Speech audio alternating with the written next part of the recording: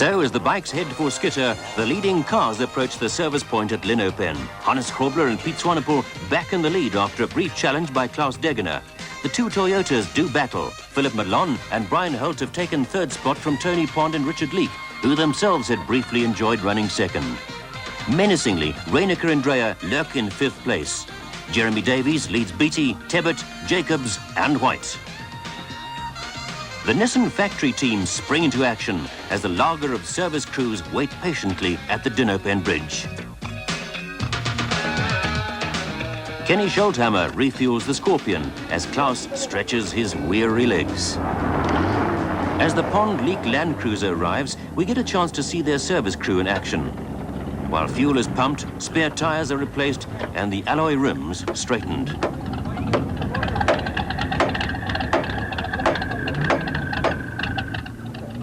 But while the Toyota enjoys the lavishing attention, RP Reinecker powers out of the service area.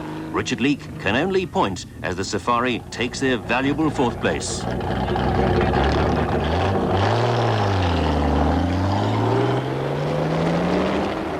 Now, out of the river, the cat and mouse game continues. This time, the mouse chasing the cat. Again, Hannes pulls off the tracks, giving the single-seater its second chance at the lead.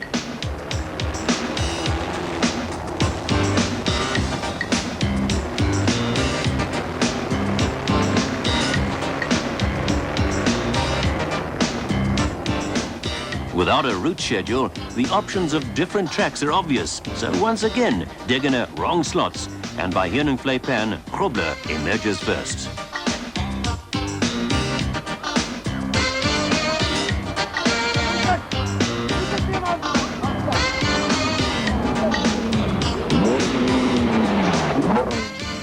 "50 kilometers later, the pressure is on Grobler as Degener leads the way.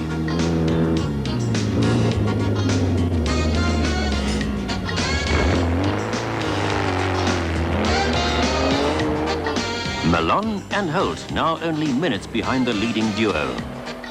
And just seconds behind him, the RP Reinecker Nissan.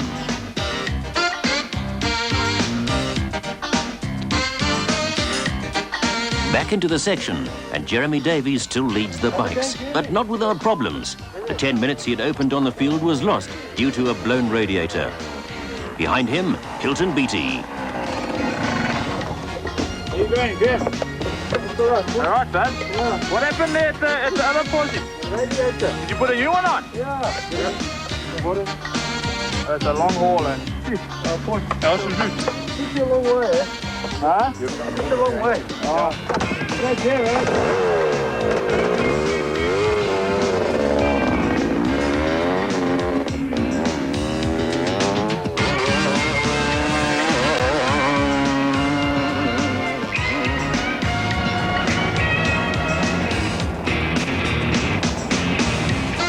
It's difficult to appreciate just what the bike boys go through in a race of this length, and in these conditions. Racing at average speeds of 90 kilometers an hour, they must weave and duck the thorn bushes.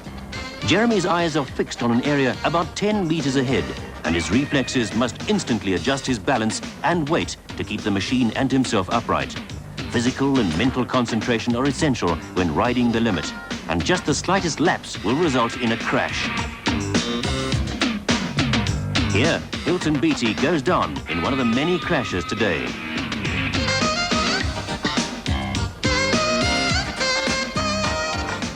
As we look in slow motion, the front wheel hits the edge of the track and washes away from under Hilton.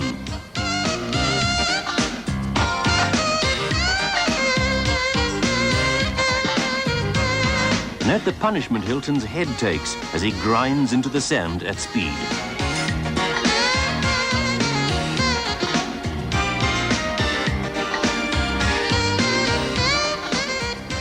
But only minutes later, it's business as usual for the Durban rider.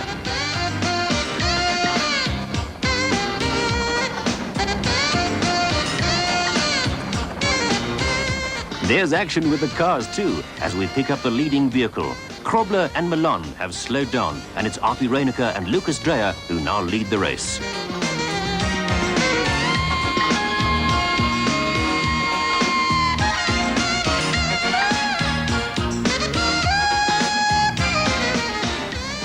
Poor Klaus Degener simply cannot keep the lead and has had to watch the back end of yet another four-wheel drive.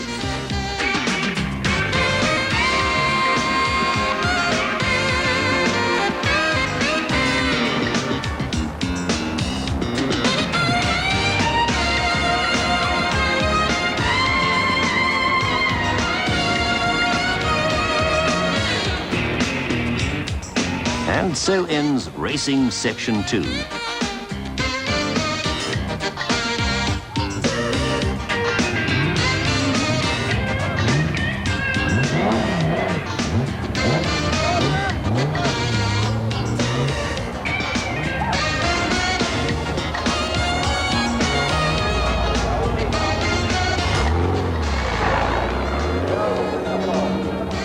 Krobler nurses his Nissan into the overnight stop.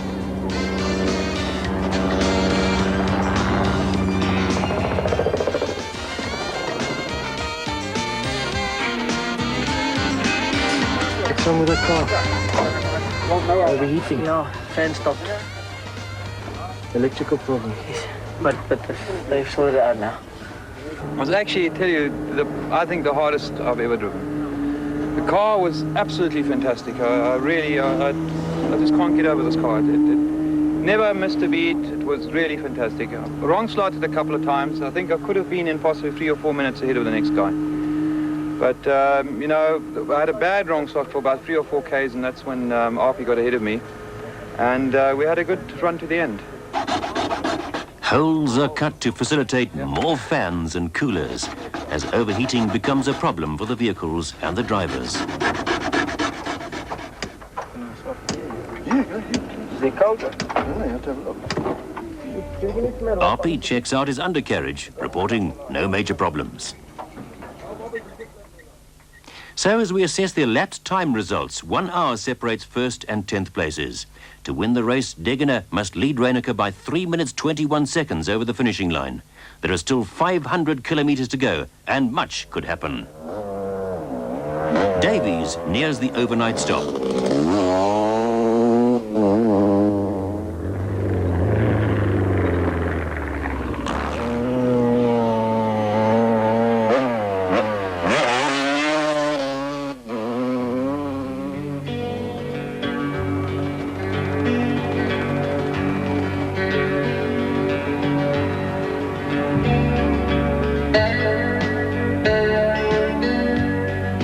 For young Jeremy, it's been a long, hard day's work.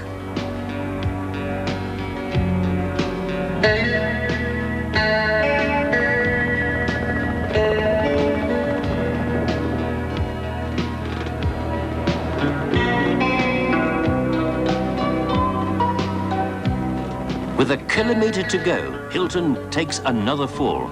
This time, he doesn't get up.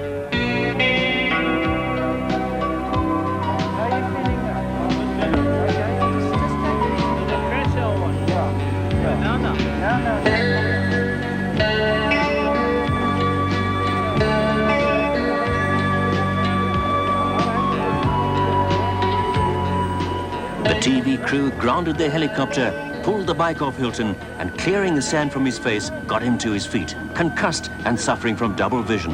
Hilton follows the chopper to the finish. In an interview done the previous day, Hilton outlined the problems facing the riders. I find the biggest problem here in the desert is not really the distances. All right, it's 1,000 Ks, and you get out to the overnight stop. You wake up the next morning. Normally you can go home, but now we've got to come back again. I find myself physically it's a little bit harder, but mentally is what troubles me. You lose concentration because you're on the road for so long. Especially this year, it's 50 Ks longer, and it's just that 50 Ks that really takes it out of you. I think the thing to do is just to cruise and get there on the first 2 days. Get out to the overnight stop, and then on the last day, see how you line. And if you're in front, well and good. Just pace yourself to the end. If you're behind, then obviously you've got to get on the gas and get going. So for Hilton, it's off to the first aid tent where he'll spend the night on a drip in an effort to recover for tomorrow's ordeal. In a slow-motion replay, we see how Hilton's head takes a tremendous bang. And the bike lands on him, the back wheel forcing his face deep into the sand.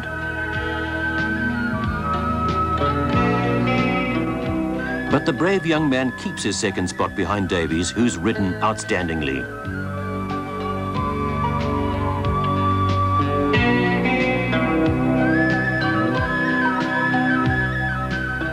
Exhausted, the riders and drivers rest as the sun sets over the Kalahari.